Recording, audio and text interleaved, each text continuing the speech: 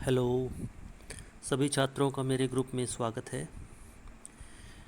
Corona काल की विपरीत परिस्थितियों को देखते हुए राज्य सरकार के दिशा निर्देशानुसार हर छात्र को ऑनलाइन वीडियो द्वारा घर तक शिक्षण सामग्री पहुंचाने का निर्देश दिया गया है।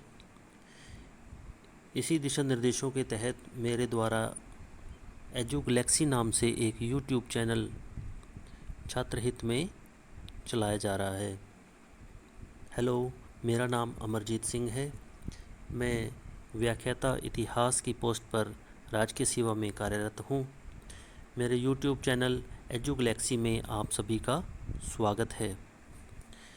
मेरे एजू गैलेक्सी यूट्यूब चैनल को आप सब्सक्राइब कीजिए, शेयर कीजिए, लाइक कीजिए।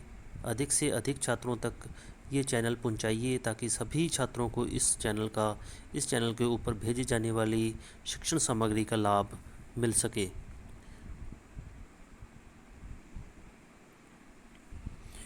तो चलिए आइए आज अपने कक्षा 12 राजस्थान बोर्ड की कक्षा 12 की इतिहास की किताब के प्रथम अध्याय से कुछ महत्वपूर्ण प्रश्नों को करते हैं। तो प्रश्न संख्या 5 है, कौन से ग्रंथों से सिंहल द्वीप का इतिहास ज्ञात होता है? तो इसका उत्तर है द्वीपवंश व महावंश। द्वीपवंश व महावंश से सिंहल द्वीप का इतिहास ज्ञात होता है। कोई दो बौद्ध ग्रंथों जो संस्कृत भाषा में लिखे गए हैं उनका नाम बताइए। तो इसका उत्तर महावस्तु व ललित विस्तार। आगम कौन से साहित्य के भाग हैं? आगम ग्रंथ बच्चों जैन साहित्य से जुड़े हुए हैं। कौटिल्य की प्रमुख पुस्तक कौन सी है? कौटिल्य की प्रमुख पुस्तक का नाम है अर्थशास्त्र। राजतरंगिणी के लेखक कौन हैं? राजतरंगिणी के लेखक हैं कल्हण। राजतरंगिणी 8 तरंगों में विभाजित है। तरंग मतलब अध्याय। राजस्थान में क्षेत्रीय साहित्य से संबंधित एक रचना का नाम बताइए। क्षेत्रीय साहित्य से संबंधित एक रचना है बच्चों पृथ्वीराज रासो, जो कि पृथ्वीराज चौहान के मित्र और उनके सलाहकार चंद्रवरदाई द्वारा लिखित है। चंद्रगुप्त मौर्य के दरबार में कौन सा यूनानी राजदूत रहता था? चंद्रगुप्त मौर्य के दरबार में मेगास्थनीस नाम का यूनानी राजदूत रहता था, जिसने इंडिका नाम की पुस्तक की रचना की थी। किस अधिनियम के अंतर्गत वंशावलियाँ न्यायिक साक्ष्य के रूप में स्वीकार की जाती हैं? वंशावलियों को भारतीय साक्ष्य अधिनियम 1872 के अंतर्गत न्यायिक साक्ष्यों के रूप में स्वीकार किया जाता है। प्राचीन काल में कितने प्रकार की मृदभांड संस्कृतियाँ पाई गई हैं? मृदभांड संस्कृतियाँ 4 प्रकार की मिलती हैं। 4 प्रकार की मृदभांड संस्कृतियों के नाम हैं OCP, BRW। OCP से मतलब अकड़ कलर्ड पॉटरी, गेरुए रंग के मृदभांड संस्कृति।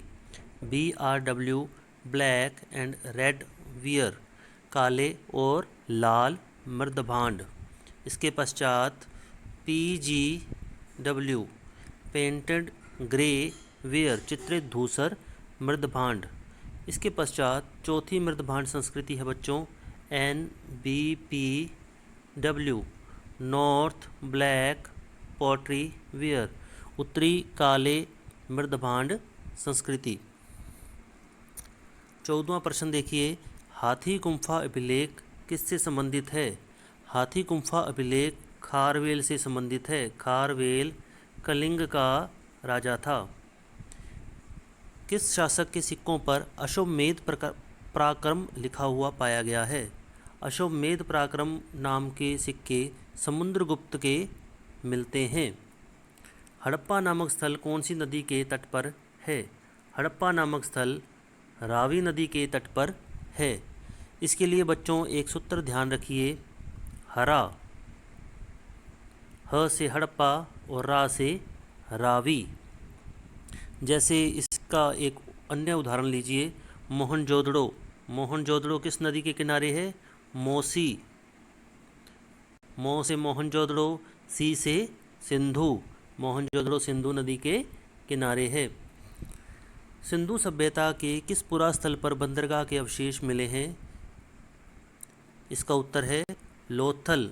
लोथल से हमें गोदीवाड़ा या बंदरगाह के अवशेष मिलते हैं। सिंधु सभ्यता के किस पुरास्थल से जुते हुए खेत के अवशेष मिले हैं? इसके अवशेष हमें कालीबंगा से मिले हैं। कालीबंगा के प्राक हड़प्पा चरण से हमें जुते हुए खेतों के अवशेष मिलते हैं। एक साथ दो फसलें उगाने के अवशेष हमें हड़प्पा सभ्यता के कालीबंगा नामक स्थान से मिलती है। जौ और सरसों एक सीजन में दो फसलें ली जाती थी। सिंधु सभ्यता के लोग किस धातु से परिचित थे? तांबे अथवा कांसे से। गुप्त काल के कोई दो प्राचीन स्मारक कौन से हैं? गुप्त काल से संबंधित देवगढ़ व भीतरी गांव के मंदिर प्रमुख प्राचीन स्मारक हैं। सिंधु सभ्यता के किस पुरास्थल पर विशाल स्नानागार के अवशेष पाए गए हैं? सिंधु सभ्यता के मोहनजोदड़ो नामक स्थान से विशाल स्नानागार के अवशेष पाए गए हैं। मोहनजोदड़ो को बच्चों मुर्दों का टीला भी कहते हैं। किस पुरास्थल पर विशाल जलाशय के अवशेष पाए गए हैं? विशाल जलाशय के अवशेष हमें धोलावीरा नामक स्थान से मिलते हैं। धोलावीरा गुजरात राज्य में स्थित है। सिंधु सभ्यता की लिपि कौन सी थी? सिंधु सभ्यता की लिखी लिपि भावचित्रात्मक थी।